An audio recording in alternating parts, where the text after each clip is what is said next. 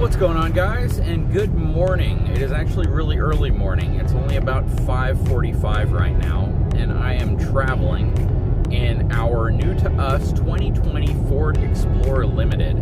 Now, we've only had this vehicle for 199 miles. That said, I wanted to share some concerns with you guys about this vehicle, and some of these concerns may align with some concerns you all may have whenever purchasing a pre-owned vehicle. So hang tight, I'll be right back.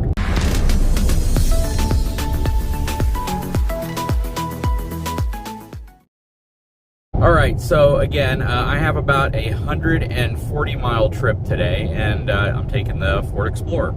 So, AutoNation Ford is where I purchased this from. I saw it on their website. I searched around a little bit, really couldn't find anything that I was really interested in that had the miles that this had and the price range that this was at, equipped the way that this is equipped.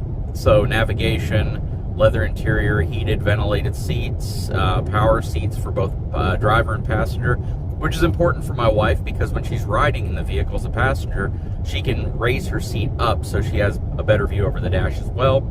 Plus all of the Ford safety features that are on this, like a blind spot notification, as well as lane keeping, radar cruise control, all of that good stuff. All that said, yeah, so the concern that we've had is one that I don't necessarily know if I should have or not. And if there's other Ford Explorer owners out there, maybe you guys can tell me what you're experiencing. So I've done some research on this vehicle as well. I've done some Googling. I've looked at some of the forums just to see if maybe the things that I'm thinking are common, or if other people with Ford Explorers, specifically 2020 Ford Explorers with a 2.3-liter EcoBoost 4-cylinder engine. All right, so the first concern when I got into this vehicle is one that really didn't bother me that much because even the Ford Fusion I had did it. I hear kind of I don't know what I want to label it as, but it's almost like a slight flapping noise that comes from the outside of the driver's door. Now I don't know if it's near the A column or the B column, but it's just a really, really slight noise. It's not that loud, but it definitely sounds like something's like slightly moving or shifting when I'm driving through wind. You may be able to pick it up in the video, but maybe not. My Fusion did the same thing, and I think the Fusion before that even did the same thing. My gut tells me it's perhaps a piece of weather stripping or a seal that's just slightly flapping whenever the wind hits it right. I'm not exactly sure, but yeah, it's marginally annoying. It's not that crazy bad, and if you have the radio on, for me, I'm listening to Audible. It's not that bad at all, but it's definitely something I could do without.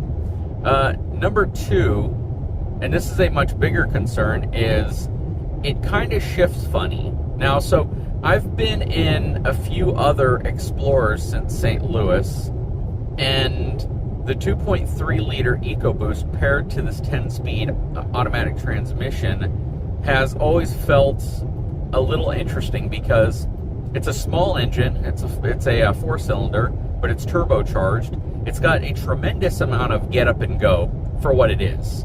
I mean, it absolutely feels like a much, much larger engine in terms of power and output and such.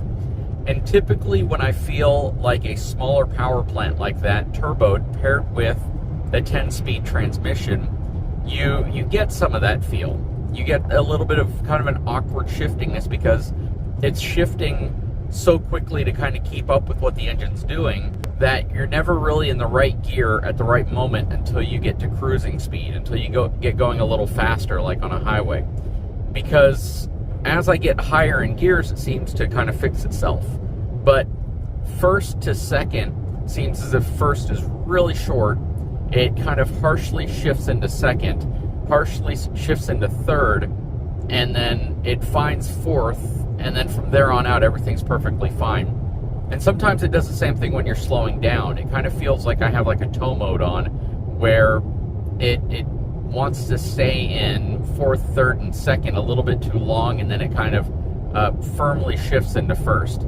If you have a Ford Explorer, please let me know if that's something that you've encountered. Now, I know in the 2020 model, Ford released a customer satisfaction notification where if you bring the vehicle in because it has like incredibly harsh shifting, or because it does not shift out of first, or other problems associated with that, then they would do a reprogram to your transmission and perhaps some type of a part change. And I don't know if that's been done on this vehicle. At 29,000 miles, 29,700 miles, you would assume it's been done, but I can't definitely tell you it has. So I need to call the dealership and find out if that service has been done on this vehicle.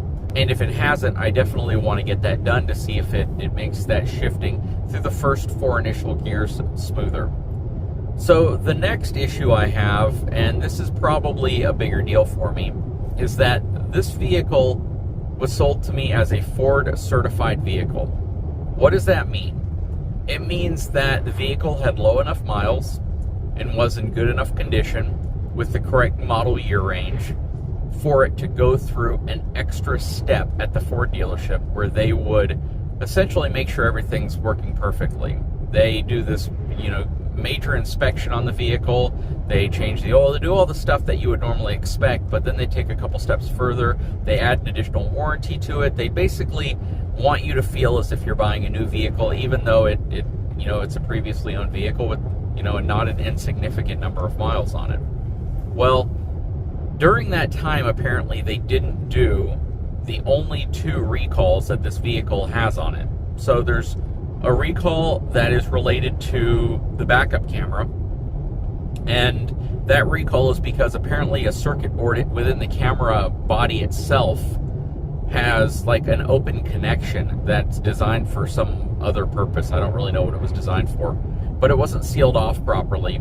And if water or moisture or humidity, condensation gets into it, it can cause it to go to a blue screen on your navigation screen. So what ends up happening is you put the vehicle into reverse, all 3 of your other surround cameras work, the sides and the front, but the back camera just shows up as this big blue blob on your screen. And when we got the vehicle, it rained that evening, and the next morning, that's when we experienced it. When we test drove the vehicle, it didn't do it because it was dry outside. But then that night it rained, and we got the blue screen. The following morning it was better, and that following evening it rained again, and we got the blue screen again. So definitely have to get that fixed. And again, that is a recall that I just never would have had an issue with if it was just taken care of by the dealership during the certification process. It just doesn't make sense to me why they didn't do that, especially if the vehicle is being certified. Now, I could understand to some degree where, as a pre-owned vehicle, they don't have to do the recalls. As a new vehicle, they have to do the recalls. But as a pre-owned vehicle, they don't really have to. And that kind of troubles me, only because if you're a reputable dealership and you're going to certify a vehicle, you should just do it anyways. It just makes sense. And the other part of it that kind of bothers me is if you're representing this vehicle as a certified vehicle, and it should feel and be essentially like a new vehicle to you, aside from, normal wear and tear of a vehicle with 30,000 miles on it, they should do everything that they possibly can to make the vehicle feel like a new vehicle. So if there is a recall, or a couple of them, and you have the service department, and the service department has direct lines with getting what they need from Ford, just get it done. That's just my take on it. The next complaint that I have is the fact that the second recall wasn't done, which is a much more serious recall. There's a bolt that apparently can shear, or it can break, or something can happen to it. And when it happens, it can actually cause your rear axle half shafts to disconnect from the body of the axle, and the axle body itself to disconnect from the vehicle. That sounds kind of scary. So the symptoms of it would essentially be all of a sudden a loud, harsh vibration, loss of control of the vehicle, and inability to maintain speed. So basically all the things you don't want to happen while you're on a road trip, such as the one that I'm currently on. And neither of those 2 recalls were performed. And again, it's not as if they didn't have the resources to go ahead and get it all taken care of, and it was going to be reimbursed to them or paid for by Ford, because that's just how recalls work. So the recall should have been done. the TSB, or the Technical Service Bulletin, should have been done on the vehicle in terms of the harsh shifting of the transmission. And those are just things that I think are obvious, right? If you're going to put this vehicle out, you're going to ask a pretty premium price. That, to kind of give you an idea, we paid as much for this as it would have cost us to buy a brand new XLT Explorer. So we could have driven off the lot with a brand new 2022 Explorer and had no issues at all, because everything would have been taken care of. But instead, we wanted to get something with more features, a little bit more tech, something that would be a little bit more comfortable when you're on long drives, that wouldn't have any issues. So again, it's kind of frustrating when you get a vehicle, and we're going to take the vehicle back in. So it's actually going in this week to get serviced and taken care of. But we shouldn't have to. That's the thing. As a vehicle that was certified, has all this extra warranty, which is great. We love warranties, but warranties suck when you have to use them, and you have to take your vehicle into a shop and leave it there for days, so you can't even enjoy the vehicle that you just purchased and use it for whatever you purchased for because of warranty issues. And I know that folks with RVs are going to say, you know, welcome to our world, because I've had warranty issues on RVs as well, and I know it's very similar. The difference with cars, you know, they're probably not going to be in the shop nearly as long as an RV will, and that is a pro. But a con is the fact that you really can't fix the problem yourself if you want to. That's the thing. It's a computer-related issue. It's a bolt that's part of a recall. It is, you know, things that I don't have the ability to fix. The backup camera, right? These are things that I can't fix myself with the tools that I have. If my RV breaks, 9 out of 10 times I can fix it myself. I could easily get out there on a weekend, you know, honestly build some knowledge about my RV and fix it. On this, I can't. And because of that, that's another area where I feel problems should be taken care of before it's sold as a certified vehicle. That's just my thing. And I feel the same way about RVs, so don't think I don't. I feel the same way about almost anything that carries a high price tag with it that would typically require you take it into a service department and get addressed. So all of that stuff matters to me. It really does. But, you know, from a common sense perspective, it would just seem as if, you know, the largest automotive chain in the country, AutoNation, having this at their Ford dealership as a certified Ford pre-owned vehicle with relatively low miles, almost new, 2 years old, with 2 open recalls and a CSB that could have essentially prevented me from, you know, feeling this way about the vehicle. I just feel they should have taken care of it. You know, it wouldn't have cost them anything. That's the thing. It wouldn't have cost them anything. It would have been reimbursed for all of the expenses associated to the recalls, the bulletin, everything, and I'd be a little happier about the vehicle. But it's not as if I don't like it. And they do have a 5-day return period, which unfortunately I'm not going to be able to take advantage of because I need to use the vehicle right now. But you know, it's kind of one of those ironies where, you know, it's long enough for you to realize you have a problem, but it may not be long enough for you to actually do anything about the problem. So hopefully we get all the problems resolved. I will let you know. You know, the folks at AutoNation are absolutely great people, and the sales folks that I've worked with in terms of doing reviews on vehicles and stuff in the past are great people. But again, when this vehicle comes in and it goes through their service department, the service department should absolutely take care of the problems. They should. And before it hits the dealership lot. And, you know, again, a lot of industries suffer from this problem, and it's definitely something that's frustrating when you deal with it.